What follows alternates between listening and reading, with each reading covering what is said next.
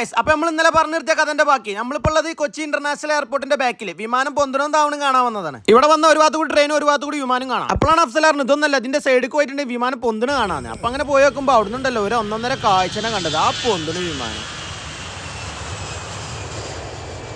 അപ്പോഴാണെങ്കിലോ നല്ല വിശപ്പ്. ഞങ്ങൾ അവിടെ ഉള്ള ഒരു ഹോട്ടലിലേക്ക് ഫുഡ് കഴിക്കാൻ പോയി. എന്താ ബായ്ജാൻ റെസ്റ്റോറൻറ്റോ കുഴിമന്തി ഒക്കെ ഉണ്ട് ഇവിടെ. അങ്ങനെ അവിടെ കയറിക്കാണ്ട് അൽഫാം പറഞ്ഞു. അൽഫാമെന്ന് ഒരു പീസ് എടുത്ത് കാണാൻ തൊള്ളി കിട്ടും. നല്ല ടേസ്റ്റ് ഉണ്ട്. പിന്നെന്താ വെച്ചാൽ ബട്ടനാന് പറഞ്ഞപ്പോൾ അതിക്ക് കറി ഇല്ല, കറി വേണമെന്നുണ്ടെങ്കിൽ എക്സ്ട്രാ എടുക്കണം. ഞാൻ അതിനോട് വെച്ചു എന്താ ഭായി കറി ഒന്നുമില്ല. അപ്പോൾ ചങ്ങായി കേടുന്ന കറിയായിട്ടും വന്നോളൂ. എന്നിട്ട് പറഞ്ഞു ഇതേ തന്നെ ഉള്ളൂ, നിങ്ങൾക്കാണെങ്കിൽ കഴിച്ചാണ്. അതും കഴിഞ്ഞ് എയർപോർട്ടിന്റെ ഉള്ളിൽ സെലിബ്രിറ്റി ആകുമ്പോൾ ഞാൻ ഇവിടെ ഇറങ്ങാന്നൊക്കെ ബലോട് പറഞ്ഞു. അത് കഴിഞ്ഞ് കേരളത്തിന്റെ ഹെലികോപ്റ്ററും കണ്ടുകൊണ്ട് ഞങ്ങൾ നേരെ വന്നോടത്തേക്ക് തന്നെ. അപ്പോഴാണ് ട്രെയിൻ. പിന്നെ കഴിഞ്ഞ് വിമാനം ഇറങ്ങുന്ന ടെക്നിക്ക് നമുക്ക് കിട്ടി. ഇവിടെ ഫ്ലാഷ് ലൈറ്റ് കത്തിയാലാണ് വിമാനം കത്തുക. അപ്പോൾ ആ പോണ് സൈക്കിൾ ഒരാള്. പിന്നെ അത് കഴിഞ്ഞ് അടുത്ത ലൈറ്റ് എത്തിയോ, ആ പോണ് മുണ്ടമ്പടി. വിമാനത്തിനെ കാത്തുക്കണ മാതിരി ഞാൻ അങ്ങനെ അഭിനയിച്ചിരിക്കുമ്പോഴാണ് റൺവേല സൗണ്ട് ആയിട്ട്. ഞാനിപ്പോൾ എന്താ ഇവിടെ വെടിവെപ്പ് ഇങ്ങനെ ആലോചിച്ചിരിക്കുകയാണ്. അപ്പോൾ ഒരാളുടെ വെടിയുണ്ട തടുക്കാനുള്ള വിദ്യ പറഞ്ഞു. ഞാനും പഠിച്ചത് അങ്ങനെ. പിന്നെ ഞാൻ പറഞ്ഞു ഇങ്ങനെ ഓടിയിട്ടുണ്ട് വെടിയുണ്ട കൊള്ളൂല. പിന്നെ എൻ്റെ ഓരോ അഭ്യാസങ്ങളായി അവിടെ.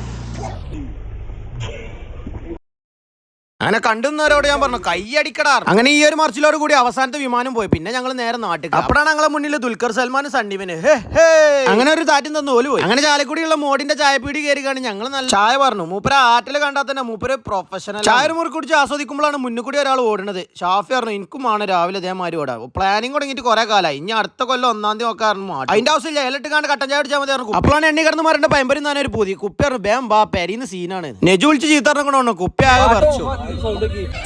കുപ്പിന്റെ പെണ്ണിന്റെ പെരിയിൽ ഇറക്കി കൊടുക്കാന്.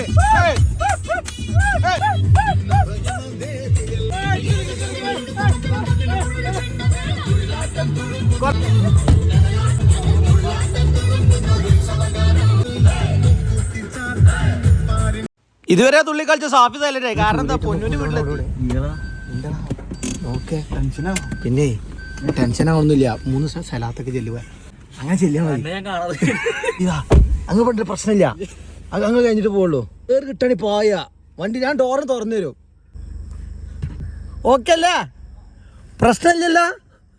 ഇതാണ് എല്ലാരും നാസാക്കേണ്ടത്. ഇതോടുകൂടി ഈ കലാപരിപാടി ഇവിടെ അവസാനിച്ചു. ഇനി അടുത്ത കലാപരിപാടി ചിമ്മിണി ഡാമില്. അപ്പോൾ ഓക്കെ, നാളെ കാണാം. Bye bye.